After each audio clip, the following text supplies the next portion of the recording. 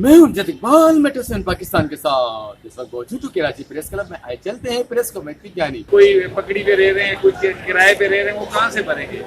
तो ये मैं समझता हूँ कि इनको पुरानी चीज़ों को नज़रअंदाज करके नई पे देखना चाहिए। लोग बिल्कुल भरेंगे। अगर इनका ये कहना है कि जी लियारी के लोग बिल नहीं भरते तो ये गलत है। इन्होंने ये इसको कराची इलेक्ट्रिक को मुशर्रफ के दौर में इन्होंने तांगे मांगे के हिसाब से इन्होंने जो परचेज की, ये उस वक्त जिस रेट में इन्होंने परचेज की उतना तो तांबा था, वो तांबा इन्होंने वहां से निकाल के वो बेच दिया। ये तो फ्री में इनके पास आ गया।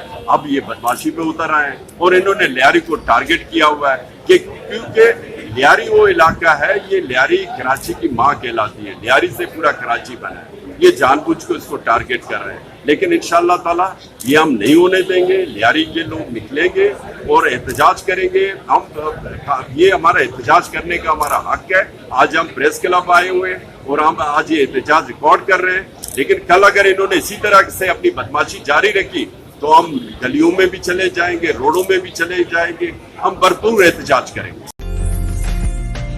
उम्दा में पकाएं और जी भर के खाएं।